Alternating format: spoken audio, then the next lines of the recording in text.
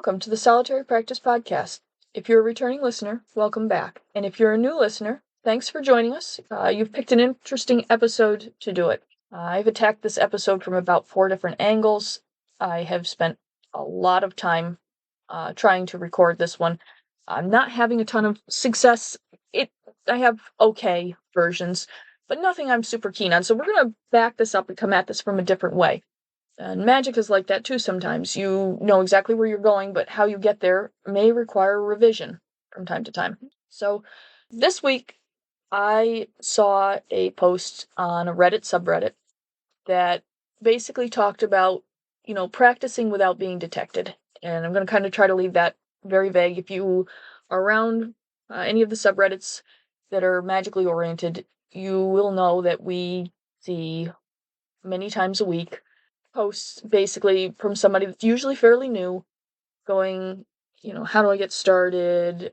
Or how do I hide my practice? That's a big one. How do I hide my practice is pretty common.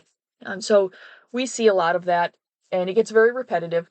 Apparently, most people do not know how to use the search function in the subreddit, and sometimes you see these posts like 6 hours apart, the same question getting asked. Very annoying if you're in there for any length of time. So I have been thinking about all of these people who ask about, hiding their practice and how do you, they're in usually hostile environments for the most part, where it's not wise or safe for them to practice openly. And I guess that always kind of confuses me. I've never practiced openly. I can't foresee a time when I ever will practice openly.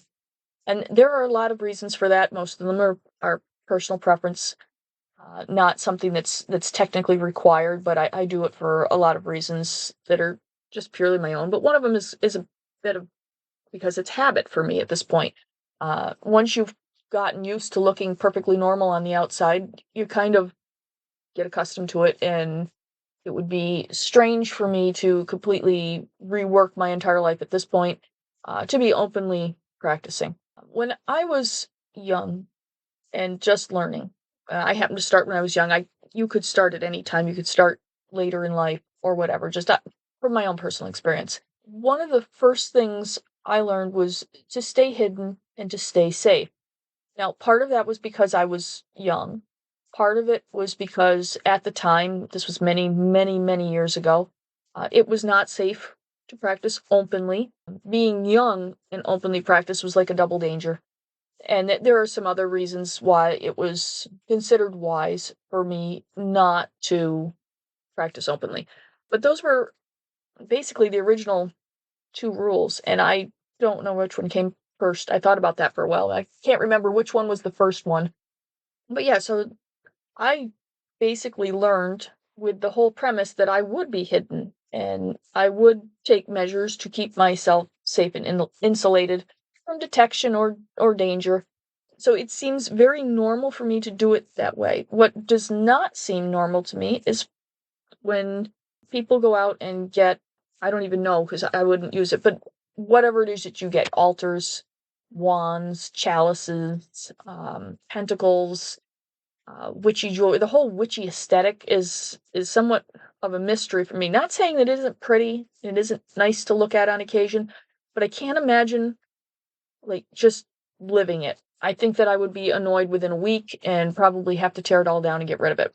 But that could be just because I've got so many years of not living in that kind of environment. So I grew up learning to understand how magic and energy operates on a larger scale, how it all interconnects, how it all works together. Long before I ever actually tried to do any, what I guess would be commonly considered spells.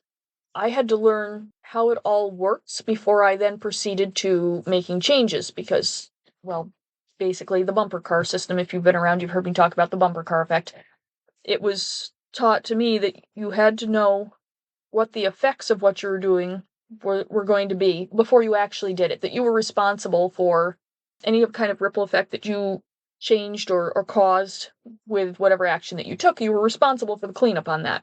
And the dangers of letting that ripple effect go on were kind of emphasized, and Yeah, so it was a lot of, I guess, very academic learning.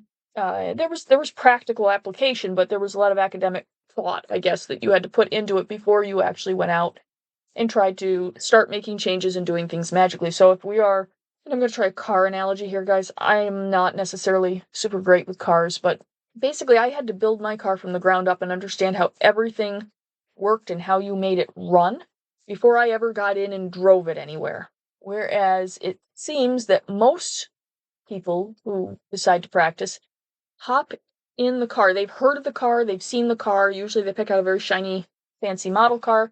They hop in the car and they decide to take it for a drive with no prior experience. Sometimes they have upgrades, which would be your magical tools. So you might have backup cams and lane assist and automatic braking, maybe a GPS navigator. That would be your books and your wands and your altars and your herbs, incense. I don't know. Pick whatever stuff is working for you. And so basically, you go out and hop in this car and decide you're going to drive to point A. So whatever spell it is you decided to start with. And then from there, you're going to turn it on, throw it in gear, and go. Maybe you make it to point A. Let's be optimistic here and say that you get to point A. Even if you get to point A, you have sideswiped another vehicle, probably clipped a curb somewhere, and there's an unbelievably large possibility you may have run over the neighbor's cat. You may not realize that you have done all of these things, but you have terrified the other drivers on the road. And you may or may not ever make it to point A. You could wrap it right around a tree and never get to point A. And then, be very frustrated because, you went and got all this stuff, but then weren't able to achieve what you were going to do. I don't know if that was a great magical analogy or not, but that's kind of what it looks like from my perspective. I had to learn how to put the car together, then get in and drive the car. And by that point, I had a pretty good idea of how this was all going to work. So not so much trouble getting from A and B. On the other hand, if you never figured out how it exactly works, but you just want to get somewhere and you hop in and try to drive there, the collision odds are a little bit higher.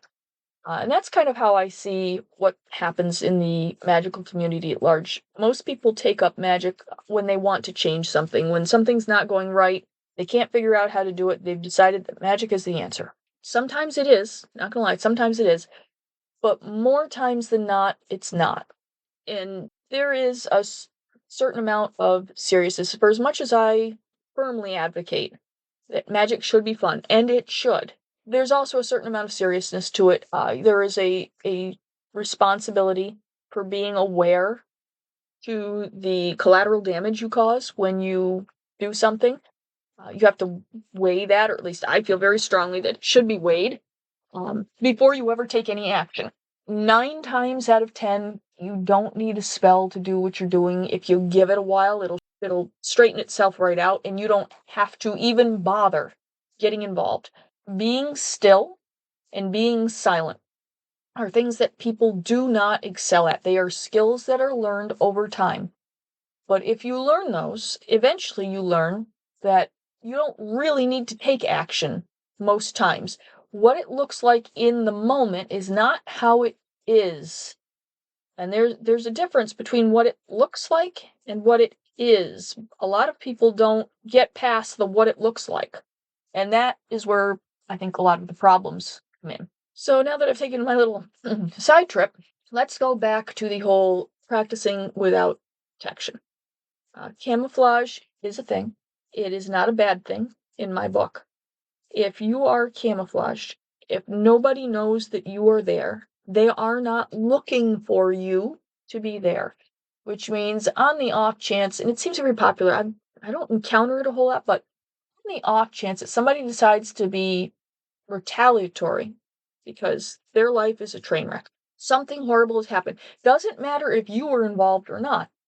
If they know that you practice, a lot of times they're going to say that you were somehow involved. Maybe you don't get along to begin with. Maybe they are uncomfortable on some level with the fact that you practice. And then when things start falling apart from them, they could come back over and say that it was you. If you live in a hostile environment, there are people who practice who live with other people who don't believe that you should practice.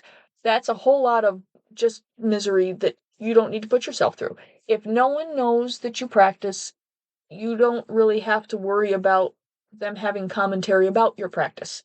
If you're just learning, and usually a lot of these posts tend to be people who are just learning, you have bigger fish to fry than what everybody else thinks about what you're doing, because ultimately they have no idea what you're actually doing. Sometimes you don't even have an idea of what you're actually doing, much less Joe down the road knowing what you're doing. So it's a lot easier, I think, if you are just focused on yourself and what you're doing, and the rest of the world can just carry right on and not worry about what it is you're doing, because people like to worry about what other people are doing. And I guess to some extent, I'm doing that right now. Not that I really worry about it, but it does annoy me. And honestly, I probably would never think about it, except there are sometimes like 4 posts a week regarding this. So it keeps coming up and it sticks in the forefront of my mind, which unfortunately for all of you leads to me having this little diatribe about it. Feel free to stop listening if it annoys you. So anyway, the other aspect of that is sometimes you can get people who are too positive. They get so excited because you're practicing. And it's usually because they want you to fix their problems for. They assume that because you are doing some form of magic, that you must know how to fix, I don't know, their love life, whatever. Sue at work is really annoying, and can you do something about that for them because they just cannot deal with it? And depending on how many people you know and how large your social circle is, you could get a lot of requests. And you might help one out, and maybe you're really successful and the word spreads, and the next thing you know, you've got everybody wanting assistance.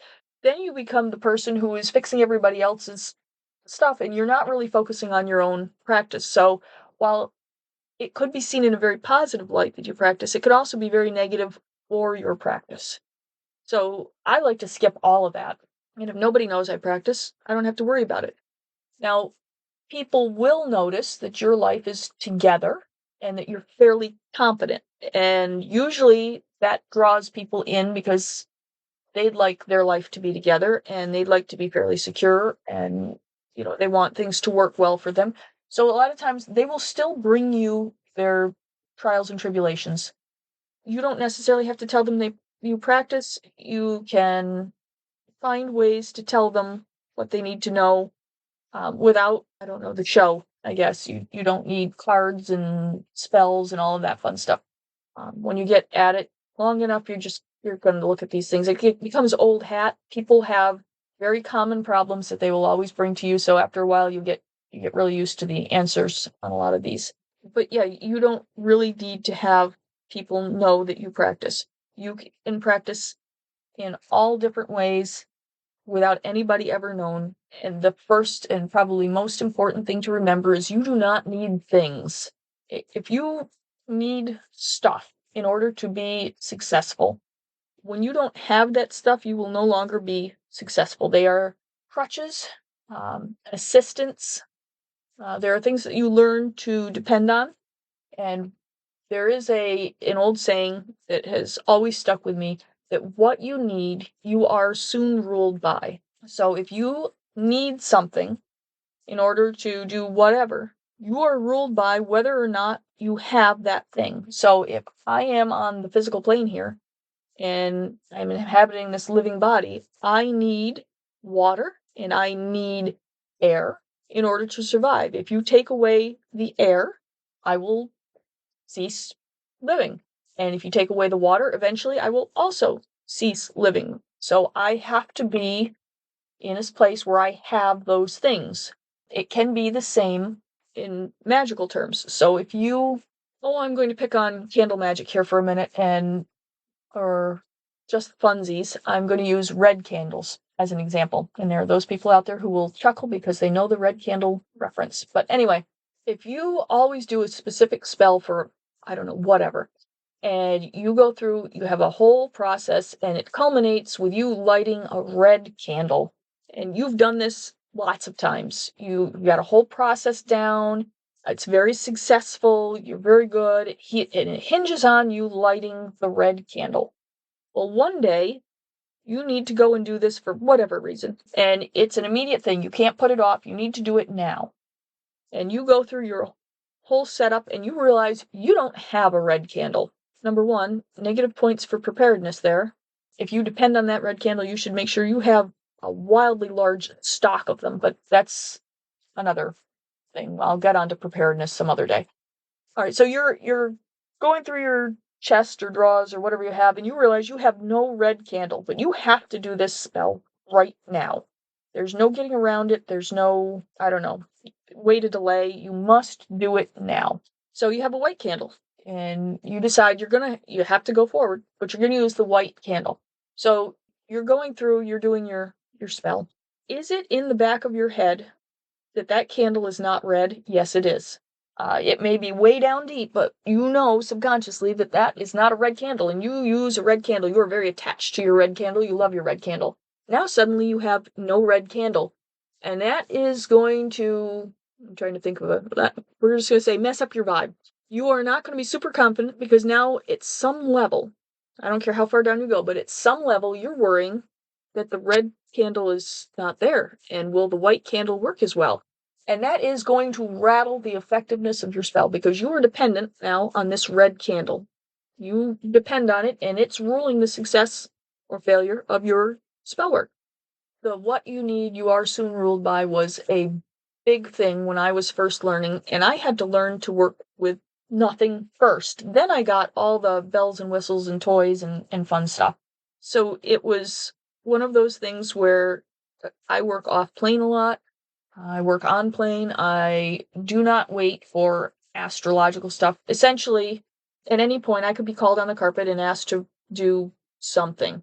Not so much now, but when I was younger and I was first learning.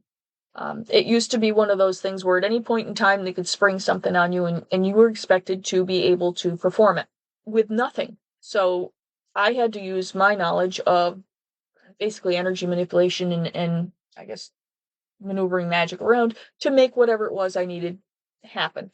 And it was not little stuff like I can't even think of like what a little thing would be, but my stuff was always bigger. Grow a hayfield, make a crop succeed or fail, depending. It was stuff like that. It tended to be life or death.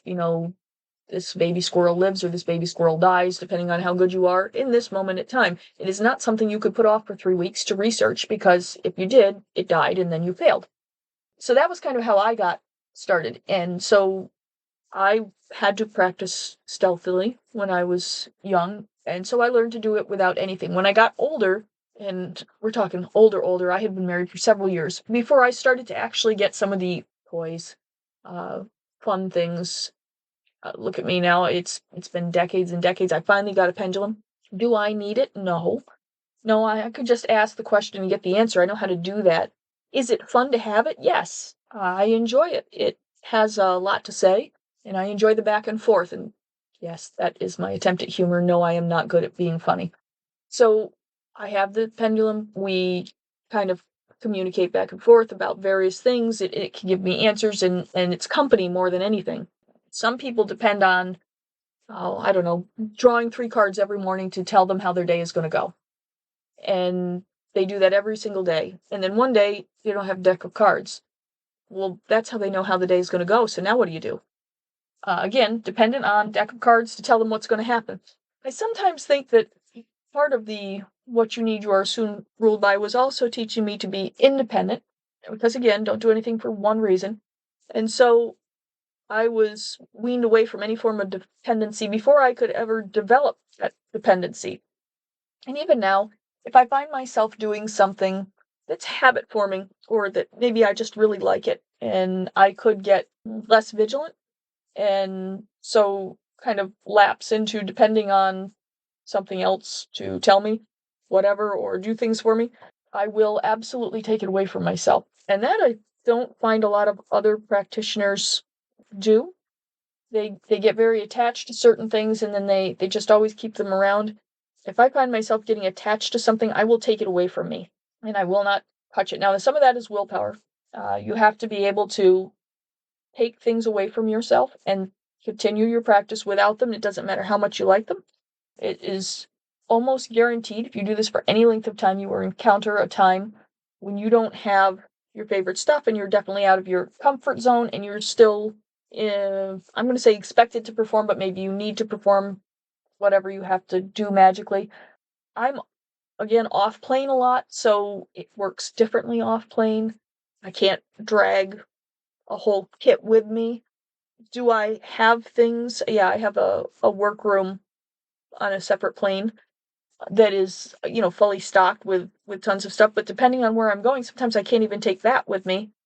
The basic laws of physics vary from place to place, so sometimes you can take stuff, sometimes you can't. I don't like to drag things that I find can identify you as other around. One of the key pieces to traveling plane to plane is once you get there, you really should be assimilating yourself into that so that you don't stand out as other, which is a whole different ballgame. You can do that for yourself, and you can kind of change your own personal self energy. I don't even know how you want to call that, but the energy that is intrinsically you can shift that to match wherever you are. But it is incredibly harder if you're dragging around a whole kit of stuff because you might have to work.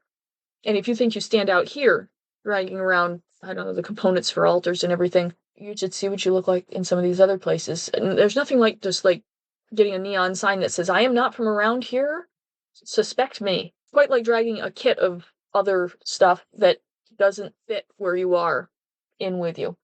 But yeah, so this applies to a lot of things. Altars, altars seem to be a big thing. We're in that phase where people like altars right now, and it might have to do with Halloween coming up. I don't know. But if you require your altar to function, and you're dragging mini altars with you all over the country whenever you have to move or travel, you are basically setting yourself up to be found.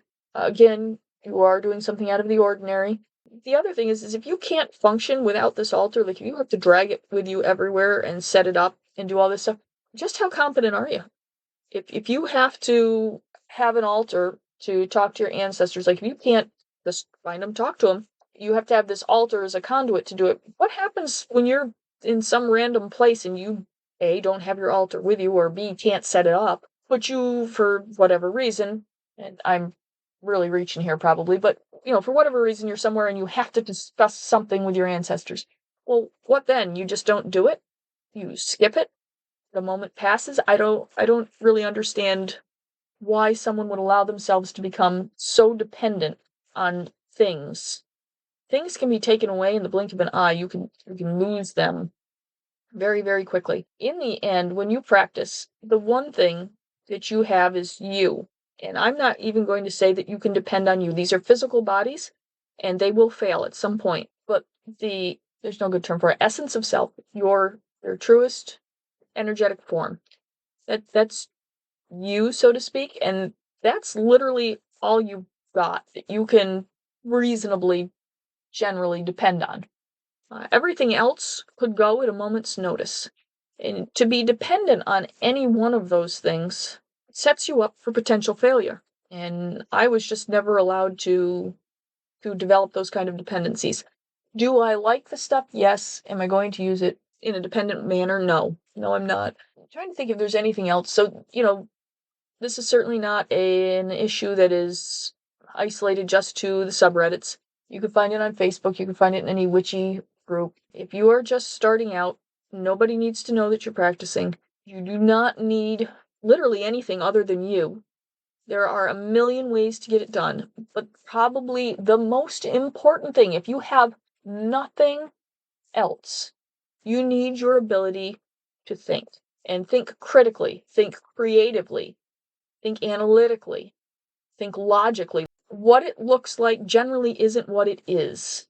It is whatever it is, not what you want it to be. And so when you plan out what you're going to do, you can't be making assumptions based on how you perceive it. You have to be making presumptions on how it's going to be perceiving it. And there's a difference there. It's why a lot of stuff doesn't work. People base it on their perception, not what it actually is. So really, thought is the most important aspect of magical practice.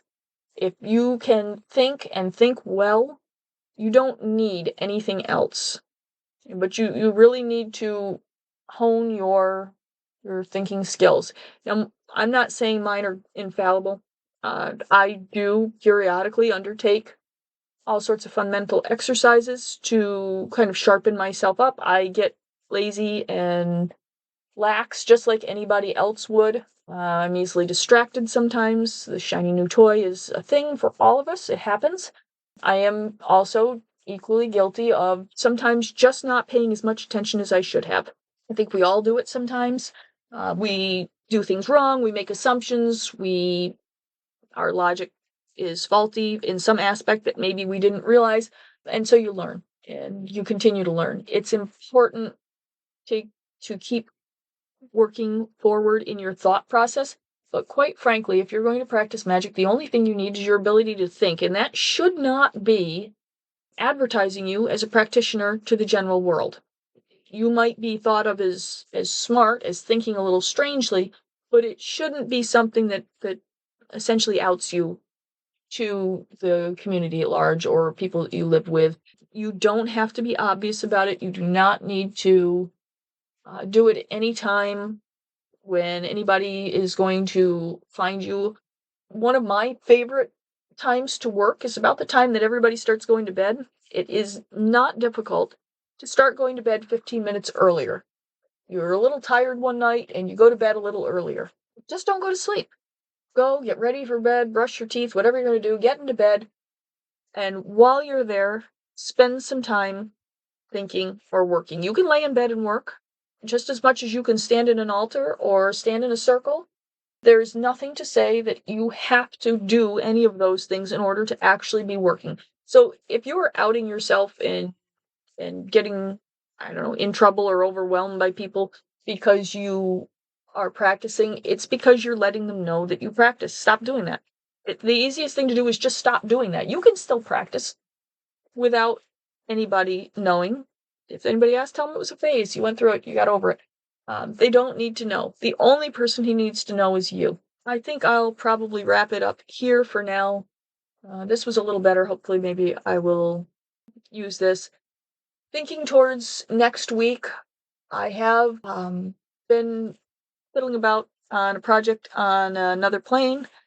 It's been ongoing for a little while. I should be wrapping it up here probably later today. If I get it all wrapped up and I'm pleased with it, and when I say pleased with it, I don't necessarily mean it was like what would be constituting a success, but if I'm pleased enough with it, I think that my next episode, maybe I'll start talking a little bit about some of the off-plane stuff I do. On-plane is pretty routine and not very exciting. I know people are always like, well, what do you do? Everything. I don't really think about it. This is not my area of focus right now. Most of my stuff is off-plane at the moment. So looking forward to maybe tackling that next week. Otherwise, if you guys have any questions, requests, thoughts, I don't know, you just want to talk at me, I have my website, thesolitarypractice.com. You can, use that to leave me an email or a voicemail. If you're trying to leave me a voicemail, just know that it has, I forget, like if it's like a minute or a minute and 45 seconds, it's not a lot of time. So voicemails are brief, but if you want to write me a novel, email's probably the way to go for that. Otherwise, I hope you enjoyed this. Anyway, have a great week, and we'll talk to you next time.